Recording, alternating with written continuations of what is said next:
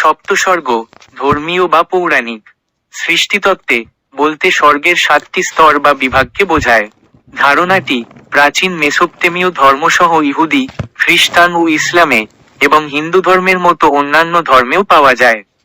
জৈন ধর্ম সহ এই ঐতিহ্যগুলির মধ্যে কয়েকটিতে 7টি পৃথিবী বা 7টি পাতাল উভয়ই দেবতাদের আধিভৌতিক রাজ্যের সাথে এবং ধ্রুপদী গ্রহ এবং স্থির নক্ষত্রের মতো পর্যবেক্ষিত মহাকাশীয় বস্তুর ধারণা রয়েছে।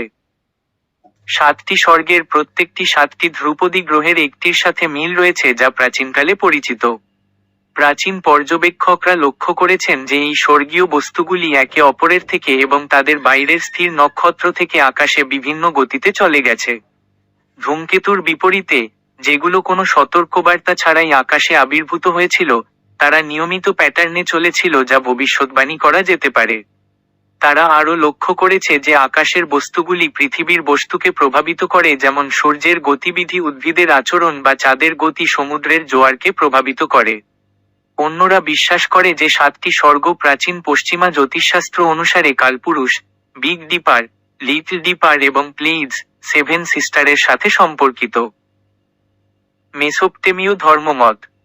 মেসোপটেমিয়ায় সপ্ত স্বর্গের যে ধারণার বিকাশ ঘটেছিল তা নৈসর্গিক ও আধিবিদ্যক দুইই ছিল। সুমেরীয় ভাষায় স্বর্গ ও পৃথিবীকে বলা হতো আনো এবং কি। খ্রিস্টপূর্ব 2য় সহস্রাব্দের শেষের দিকে সুমেরীয় জাদুমন্ত্রে সপ্তস্বর্গের উল্লেখ আছে, যেমন একটিতে এরকম লেখা, আনু ইমিনবি কি ইমিনবি। মেসোপটেমীয় ধর্মে সাধারণত স্বর্গ মানুষের জন্য কোন স্থান নয়। যেমন গিলগামেশের মহাকাব্যে বীর গিলগামেশ তার বন্ধু এনকিদুকে বলছেন, স্বর্গে কে যেতে পারে বন্ধু? শুধু দেবতারাই শামাসের সঙ্গে চিরকাল থাকবে। ইসলাম ধর্ম। ইসলাম ধর্মের প্রধান ধর্মগ্রন্থ কোরআনে উল্লেখ আছে 7টি সম্পর্কে। সামা প্রচলিত অনুবাদ ভারতবর্ষের ভাষাবলিতে। উদাহরণস্বরূপ সূরা হামিম সেজদা 12 নম্বর আয়াত, সূরা আত তালাক এর 12 নম্বর আয়াত ও সূরা নূহ এর 15 নম্বর আয়াতে এর উল্লেখ রয়েছে। এই আসমান বা স্বর্গ ইসলামে ন্যায়প্রায়ণদের পরলৌকিক চিরস্থায়ী আবাস জান্নাত থেকে ভিন্ন, যাকে বাংলায় সাধারণত বেহেশত বলা হয়ে থাকে। একটি ব্যাখ্যা অনুযায়ী সব গ্রহ নক্ষত্র ছায়াপথ প্রথম আসমানের অন্তর্ভুক্ত এবং অন্যান্য আসমানসমূহের অতীত বিদ্যমান। হাদিস গ্রন্থ অনুযায়ী ইসলামের নবী তার ঊর্ধ্বগমনের রাতে বিভিন্ন আসমানে বিভিন্ন নবীর সাক্ষাৎ পেয়েছেন। দুনিয়ার আসমানে আদম এবং অন্যান্য আসমানে ইদ্রিস, মুসা, ঈসার সাক্ষাৎ পান। ইব্রাহিমকে তিনি 6ষ্ঠ আসমানে পেয়েছেন। সপ্তম আসমানের নাম ও বর্ণনা। ইসলাম ধর্মমতে পবিত্র আল কুরআন শরীফ ও হাদিস শরীফ অনুযায়ী সপ্তম আসমানের সংখ্যা সর্বমোট 7টি। প্রথম আসমানের নাম হল রুকাইয়াহার, তা দুধের চেয়েও অধিক সাদা, এবং এই প্রথম আসমানের একটা অংশের নাম হল বায়তুল ইয়াহ ও বিশ্বজাহানের যা কিছু আছে এসব প্রথম আসমানে অন্তর্ভুক্ত। এই আসমানে সমগ্র মানবজাতির আদিপিতা আদম আছেন। বায়তুল ইয়াহ হল প্রথম আসমান, অর্থাৎ রুকাইয়াহ নামক আসমানের একটি বিশেষ স্থান। দ্বিতীয় আসমানের নাম হল ফায়দুম বা মাউ আর তা লৌহ দ্বারা নির্মিত যা থেকে আলোকরশ্মি বিচ্ছুরিত হয়। এই আসমানে ইয়াহিয়া ও খ্রিস্টান সম্প্রদায়ের প্রবর্তক ঈসা আছেন। তৃতীয় আসমানের নাম হল মালাকুত বা হারিয়ুন যা তামার নির্মিত।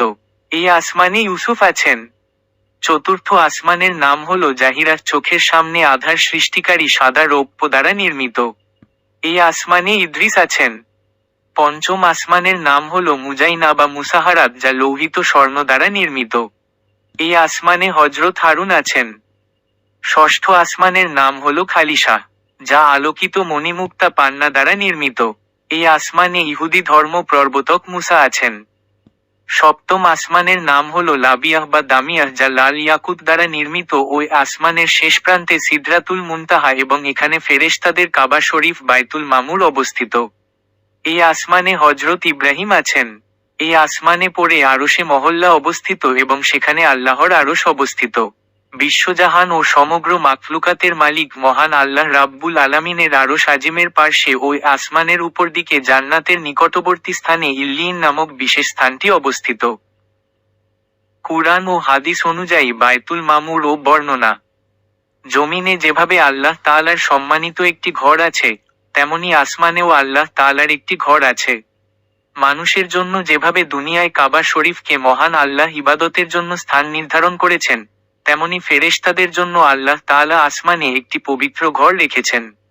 সেখানে তারা আল্লাহর ইবাদত করেন। ওই ঘরের নাম বায়তুল মামুর। বায়তুল মামুর হলো ফেরেশতাদের ইবাদতখানা বলা হয়।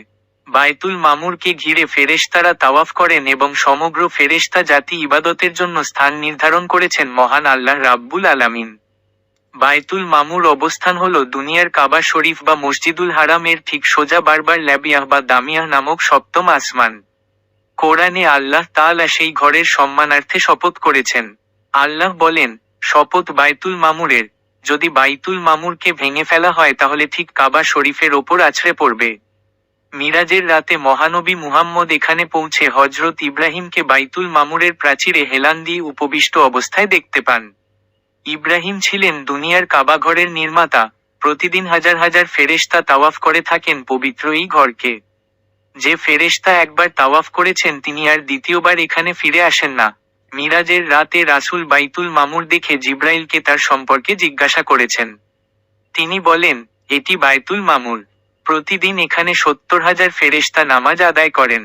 যারা এখান থেকে একবার বের হন, দ্বিতীয়বার ফিরে আসেন না। দাড়ি। হিন্দু ধর্ম। কিছু পুরাণ অনুসারে ব্রহ্মাণ্ড 16টি জগতে বিভক্ত। 7টি হল ঊর্ধ্বজগৎ, ভূলোক, ভূবরলোক, স্বরলোক, মোহরলোক, জনলোক, তপলোক ও সত্যলোক এবং 8টি হল নিম্ন জগৎ, অতল, বিতল, সুতল, তালাতল, মহাতল, রসাতল, প্রেতলোক, নাগলোক এবং পাতাল। খ্রিস্টান ধর্ম। নূতন নিয়মে তৃতীয় স্বর্গের একটি স্পষ্ট উল্লেখ পাওয়া যায়। 55 খ্রিস্টাব্দে রোম সাম্রাজ্যের অধীন ম্যাসেডোনিয়ায় লিখিত একটি পৌলীয় পত্র এই আধ্যাত্মিক অভিজ্ঞতাটি তুলে ধরে। আমি খ্রিস্টে আশ্রিত একটি লোককে জানি, 14 বছর আগে যে তৃতীয় স্বর্গে ধরা পড়েছিল, সশরীরে না অশরীরে তা জানি না, ঈশ্বর জানেন। এই লোকটির ব্যাপার আমি জানি, সশরীরে কি অশরীরে তা আমি জানি না, ঈশ্বর জানেন। সে স্বর্গোদ্যানে ধরা পড়ায় এমন সব বিস্ময়কর কথা শুনেছিল, যা নিয়ে মানুষের কথা বলা উচিত নয়। দ্বিতীয় করিন্থীয় 12.2-4। বর্ণনাটি ধরা হয় লেখকের নিজের সম্পর্কেই একটি তির্যক উল্লেখ হিসেবে। প্রথম খ্রিস্টাব্দে ইহুদি খ্রিস্টানদের মধ্যে সর্বোচ্চ স্বর্গ বা আসমান ব্যতীত অন্য স্বর্গ বা আসমানে স্বর্গোদ্যান বা বেহেশত অবস্থিত এমন বিশ্বাসই এই অনুচ্ছেদটি প্রতিফলিত করছে বলে দৃশ্যত হয়। মূল গ্রিক ভাষ্যে এই ধারণার সমর্থন পাওয়া যেতে পারে। দ্বিতীয় খ্রিস্টাব্দে ইরেনিয়াসেরও সপ্ত স্বর্গের ব্যাপারে জানা ছিল। মধ্যযুগীয় কালক্রমে খ্রিস্টান চিন্তাবিদরা মূল সপ্ত স্বর্গের 10 স্বর্গ করে ফেলেন। এই সৃষ্টিতত্ত্ব, যা ইউরোপের প্রথম বিশ্ববিদ্যালয়গুলোয় শেখানো হতো, তার সর্বোচ্চ সাহিত্যিক অভিব্যক্তি ঘটে দান্তের ডিভাইন কমেডিতে।